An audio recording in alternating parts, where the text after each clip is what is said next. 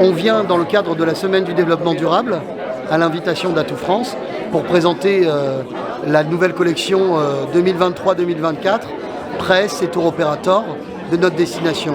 Notre but, c'est de donner envie aux gens de venir faire des reportages, de découvrir ou de redécouvrir des marques absolument extraordinaires, Carnac, Quiberon, Belle-Île-en-Mer, Brocéliande, le Golfe du Morbihan, Vannes, la Trinité-sur-Mer, pour finalement, avec la sensibilité, avec la plume, avec le regard des photographes, des influenceurs, des journalistes, des chaînes de télé, de donner envie aux gens finalement de quitter la Belgique pour venir passer des vacances. Parce qu'au final, on va passer du look to look, de la mise en désir, au look to book, à la consommation de vacances dans notre territoire. Parce que dans la logique de développement durable, on est un territoire absolument nature préservé, qui a un des plus beaux espaces préservés en France. Notre objectif, c'est de le faire vivre à l'année, parce que ce sont des emplois, parce que c'est de l'économie. Ça fait vivre 23 000 salariés à l'année, et ça crée 34 millions de nuitées, et ça génère 1,6 milliard d'euros de retombées économiques.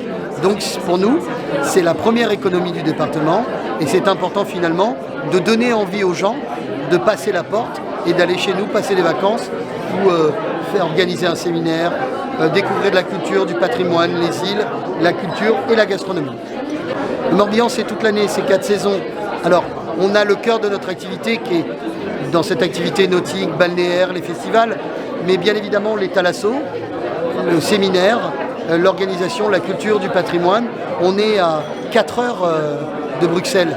Donc toute l'année, on peut venir, qu'on vienne en train, on peut venir très facilement faire un short break, faire un séminaire, un incentive ou simplement passer un week-end en amoureux. Il y en a pour tous les prix, pour toutes les clientèles et tous les budgets. Bonjour, Bénédicte Lebrun, fondatrice et directrice de l'agence BLB Tourisme. C'est une agence réceptive qui accueille en France, en Bretagne et en Morbihan une clientèle de groupes individuels, groupes loisirs, groupes affaires venus visiter notre belle région. Alors nous travaillons sur mesure en fonction de thématiques ou des choses ou des circuits de découverte plus classiques avec des choses plus générales. Alors évidemment, le Morbihan est connu et reconnu pour ses mégalithes, les fameux menhirs de Carnac. Nous avons notre propre équipe de guides conférenciers et nous assurons les visites conférences sur le site des mégalithes de Carnac notamment. Donc on peut effectivement avoir des circuits de ce type sur cette thématique mégalithique, notamment. Voilà. Mais il y a beaucoup d'autres choses à faire en Morbihan. Eh bien, je vais vous dire ce soir une petite blague. J'avais envie de dire que ça voulait dire « Bienvenue les Belges ». En réalité, ce sont mes initiales, Bénédicte Lebrun. Mais ce soir, ce sera « Bienvenue les Belges ». Donc Marjorie Kosker, donc Green Morbihan, c'est un réseau de professionnels du tourisme qui sont tous engagés dans une démarche de développement durable. Et ça va de l'hébergeur au site de loisirs et même des festivals qui font partie du réseau. Alors on va avoir par exemple le parc animalier de Grand-Ferré à Le Guerneau, donc un parc animalier grandeur nature.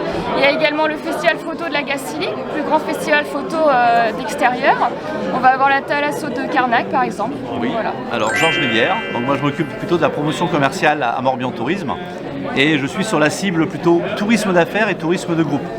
Donc toutes les entreprises qui cherchent des lieux événementiels, des activités pour faire des incentives, des team building, me contactent et on les met en relation avec des professionnels qui font des chasses au trésor dans le golfe du Morbihan, des incentives dans la forêt de Brocéliande ou qui cherchent des lieux atypiques pour organiser une soirée de gala ou remercier des clients ou des fournisseurs. Donc du coup, là vous êtes à Lorient. Lorient dans le Morbihan, en Bretagne Sud, le pays de Lorient, donc Lorient et ses communes aux alentours. Et puis les atouts de Lorient est potentiellement connu par rapport au festival interseptique de Lorient, qui a lieu tous les ans, au mois d'août, pendant 10 jours, la fête celte, qui aura lieu en 2024, puisqu'il y a des festivals qui n'auront pas lieu en 2024 par rapport aux Jeux Olympiques en France. Le festival, ce n'était pas le cas. Ce sera une version un peu plus réduite d'une semaine au lieu de 10 jours, mais il aura bien lieu. ça va changer. La thématique n'est pas une nation celte comme l'Irlande était invitée cette année. En 2024, c'est la jeunesse celte. Donc ça va être original. On attend de voir ce que ça va donner. Ça va être très chouette. Outre le festival interceltique, le pays de Lorient est très intéressant parce que quand vous arrivez à Lorient, vous avez une ville très agréable à vivre. Vous allez avoir des plages, un littoral. Les premières plages sont à moins de 10 minutes de voiture de Lorient. On peut aller en transport collectif, en bus et autres. Un littoral.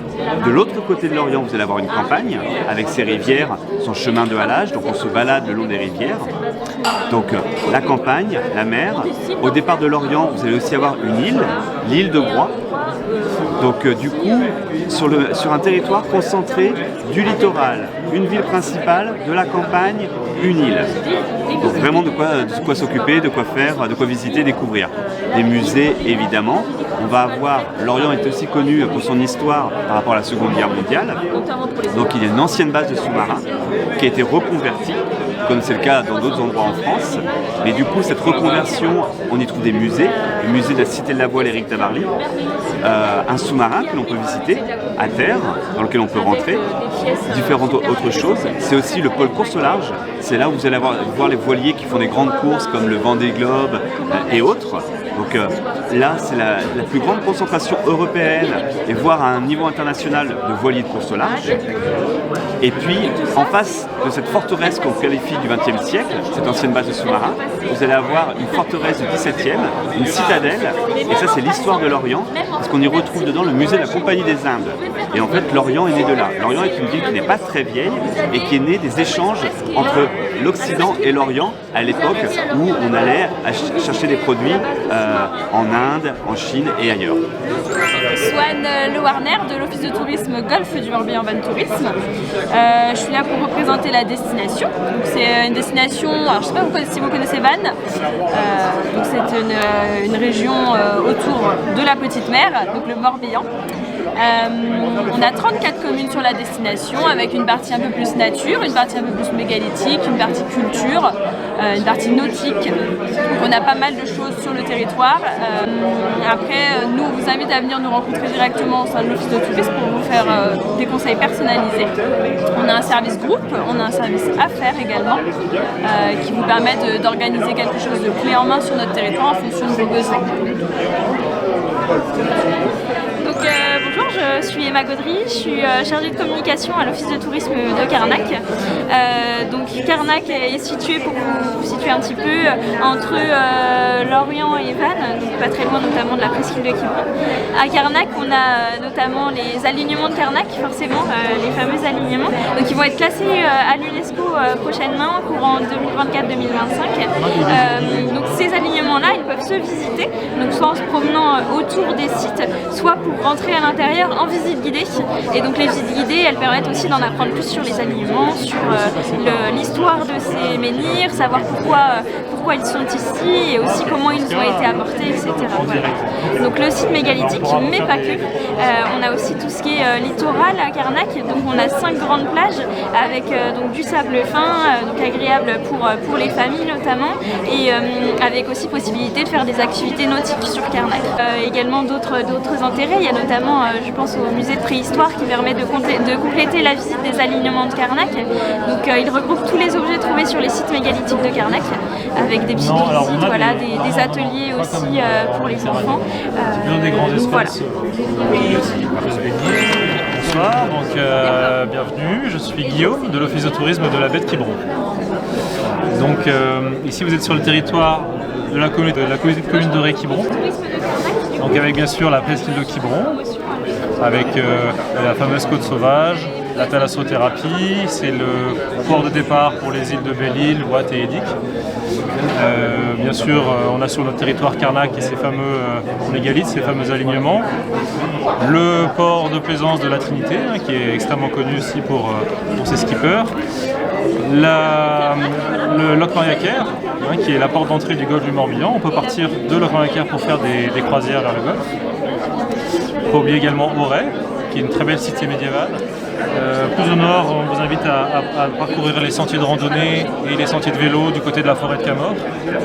Et puis, bien sûr, un immanquable aussi sur le territoire, c'est la Ria d'Etel, qui est un paysage qui bouge au gré des marées. On est sur une rivière avec de nombreux parcs ostréicoles, la fameuse maison de Nichtarguer qui est la maison posée sur l'eau, la maison des gardiens du parc, et puis Etel et son histoire de pêche avec l'ancien portonnier. On peut partir de Etel pour faire des croisières sur la Ria, sans oublier tout le pourtour ici Comté Atlantique avec les plages du Grand Site de France où on peut venir faire, bien sûr profiter des plages, mais aussi pratiquer les sports nautiques, le surf, le kitesurf, etc. Donc un beau territoire de jeu. C'est un hôtel spa et thalasso qui se trouve en Bretagne Sud, à 30 km on va dire de Vannes, sur la presqu'île de Ruisse, juste à l'embouchure du golfe du Morbihan et face à la baie de Quiberon. On propose 113 chambres avec une thalasso de 2500 m² et 47 cabines. On a couplé à l'hôtel une résidence où on a des appartements de luxe. Donc ce qui nous fait qu'on essaye de vendre l'hôtel non pas sur le marché de la thalasso qui est notre marché ADN, mais aussi on le vend comme un resort pour des familles, pour des week-ends, pour du loisir. Pour des groupes aussi, on fait de plus en plus de groupes, on fait même de l'exclusivité et donc on a un terrain de jeu formidable parce que le territoire il est pas très connu, il est vraiment accessible. À 2h30 de Paris maintenant on a un TGV, on est venu ce matin depuis Vannes, on a mis 3h30. Donc pour nous c'est génial, on essaie de le développer depuis maintenant 8 ans. Et on arrive un peu à le faire sortir de son cocon originel. C'est-à-dire que notre ADN, c'est la thalasso. La thalasso qui se mesure de plus en plus avec des courts séjours. Mais on voit une force créative, on va dire, de séjour sur du week-ender, de la fin de semaine, des familles, une population beaucoup plus jeune qui va venir découvrir non seulement l'hôtel, mais l'expérience océanique. Et nous, on est en plein là-dedans. Et pour les groupes, c'est pareil, parce que c'est un territoire qui est un peu vierge, qui n'est pas connu. Et on peut faire des tas de choses en toute sécurité. La presqu'île, elle fait 18 km de long sur 4 km de large, en toute sécurité. Et ça, en France, il n'y a pas beaucoup de lieux comme ça. Il fait beau toute l'année, il pleut toute l'année. Ça veut dire que c'est génial, ça veut dire qu'on peut faire toute l'année en fait. Nous on est ouvert déjà toute l'année et donc que vous fassiez de janvier à décembre, c'est l'occasion de faire du lâcher prise et en même temps d'être sérieux dans le business pour celui qui fait du groupe ou alors d'avoir du lâcher prise en très peu de temps et dans un univers de luxe. C'est un des rares hôtels que j'ai connu, moi c'est mon 12e hôtel que je fais. C'est un des rares hôtels que j'ai connu où il y a un effet waouh. Déjà quand vous arrivez, vous avez cette espèce de paquebot qui est là posé au milieu et à l'intérieur c'est encore plus beau. Et ça c'est pas mal. Voilà, donc venez nombreux, on vous accueille. Merci. Donc là on est sur une huître spéciale qui a été élevée en panier australien. C'est des paniers à balancelle qui naturellement avec la marée bougent de façon à faire un galbe de l'huître et une très belle chair très ferme à l'intérieur. Voilà. C'est l'huître qui est proposée à l'Elysée. Une forme à l'huître. Voilà, c'est une huître qui est bien ronde, qui est bien galbée.